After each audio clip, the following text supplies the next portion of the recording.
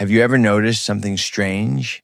The people you helped the most, the ones you stayed up late for, the ones you loaned money to, defended in rooms they weren't in, protected when everyone else walked away, are often the same people who hurt you the deepest. They betray you. They switch up. They talk behind your back like you were never there. And when you finally need support, silence. And you're left sitting with that heavy question in your chest. After everything I did for you, how could you? That kind of pain hits different. It's not just disappointment. It feels personal. It feels unfair. It feels like your kindness was used against you. But here's what nobody tells you. This isn't just bad luck. And it's not because you're stupid. And it's definitely not because you deserved it. There's psychology behind this pattern. There's ego, insecurity, pride, and human nature at play. And once you truly understand what's happening beneath the surface, you won't stop being kind, but you will stop being naive, and you'll never give the same way again. Here's something most people don't realize. When you consistently help someone, you unintentionally create a power imbalance. Not because you're trying to control them, not because you think you're better, but because support repeated over time shifts the emotional dynamic. One person becomes the rescuer. The other becomes the one being rescued. And even if your intentions are pure, the emotional weight of that dynamic builds. The person receiving your help usually feels one of two things: gratitude or insecurity. And insecurity shows up more often than we like to admit. Why? Because being helped over and over is a reminder of struggle. It's a reminder of weakness. It's a reminder that at one point they couldn't handle it alone. And that realization can bruise the ego in ways they may never say out loud. Not everyone experiences support as empowerment. Some experience it as exposure of their limits, exposure of their dependency, exposure of a version of themselves they're trying to outgrow. And when people feel exposed, they don't always say thank you. Sometimes they defend their pride instead. Psychology shows us something powerful. When someone feels inferior around you, especially someone you've helped, their brain automatically looks for a way to rebalance the emotional scale. Nobody likes feeling less than. Nobody enjoys feeling dependent. And the mind will do almost anything to escape that feeling. So how do they restore balance? They devalue the helper. Suddenly, the narrative changes. You think you're better than me. You only helped so you could control me.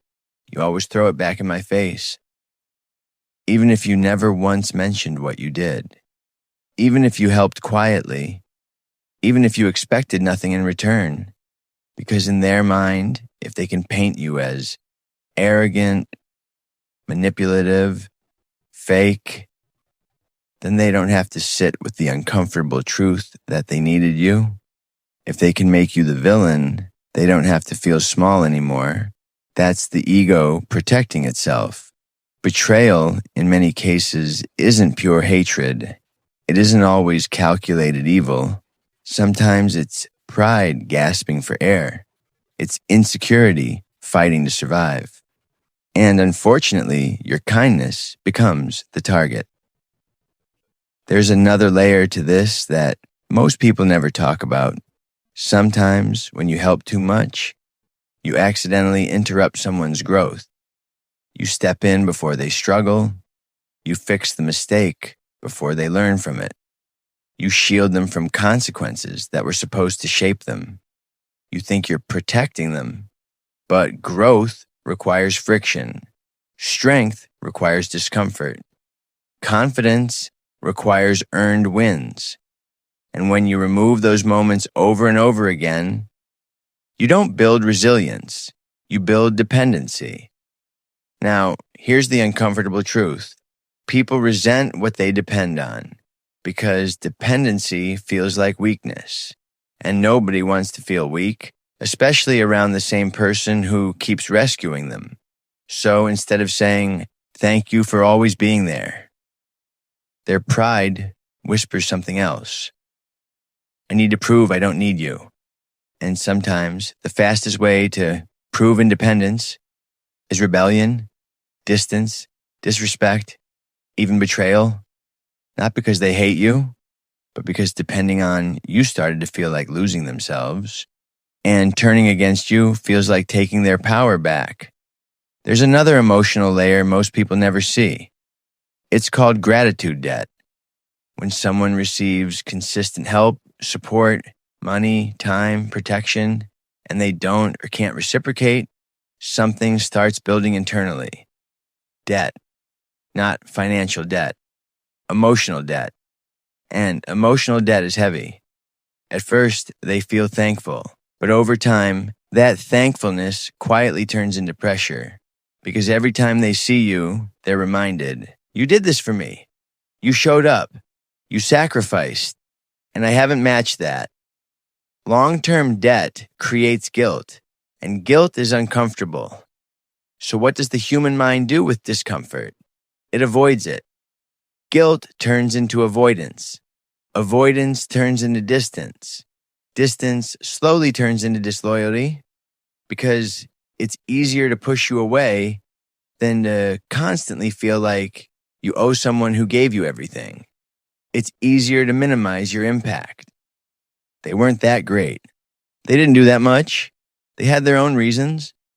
Because admitting the truth would mean admitting I couldn't give back what they gave me. And that truth is harder to carry than betrayal.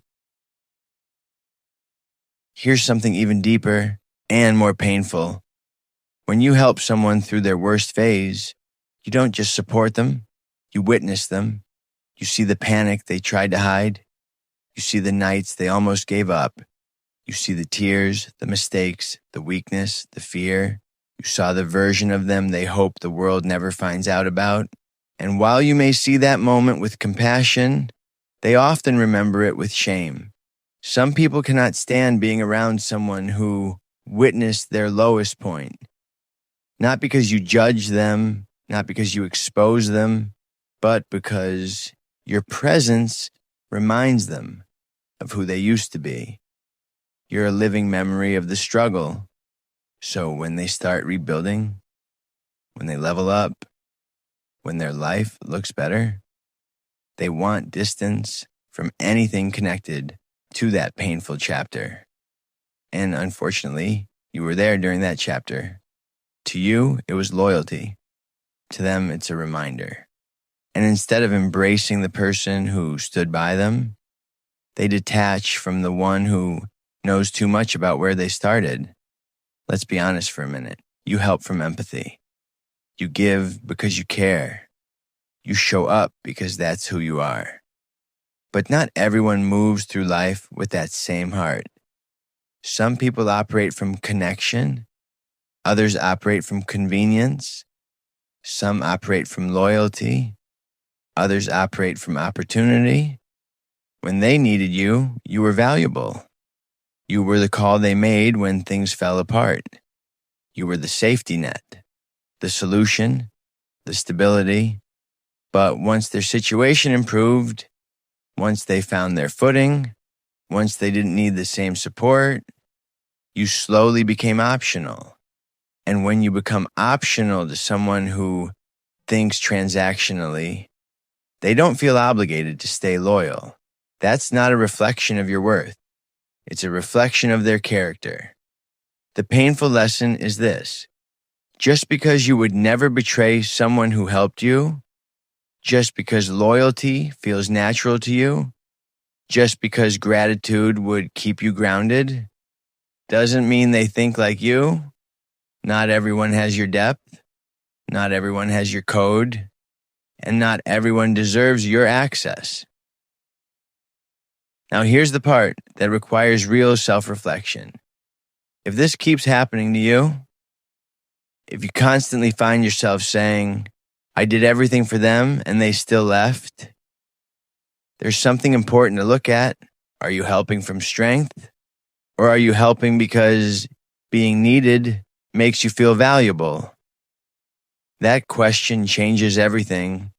Sometimes we overgive, not just because we're kind, but because being the strong one, the reliable one, the rescuer, gives us identity. It feels good to be the solution. It feels powerful to be the one people can't live without. But when your value is built on being needed, the moment they grow independent, you feel replaced, you feel discarded, you feel like you lost your purpose in their life. Healthy help empowers people to stand on their own. Unhealthy help quietly creates emotional attachment and dependency. And attachment without boundaries always ends in pain. Because if you give without limits, if you tie your worth to how much someone relies on you, you won't just feel betrayed, you'll feel erased. And that's a pattern you have the power to break. Here's the truth. Helping people isn't weakness, it's strength. But helping without boundaries, that's self-abandonment. Give support, not rescue. Give guidance, not control. Give love, not your entire identity. Pour into people who are pouring into themselves, not those who are comfortable staying stuck. The right people won't betray the hand that lifted them. They'll grow strong enough to lift others beside you.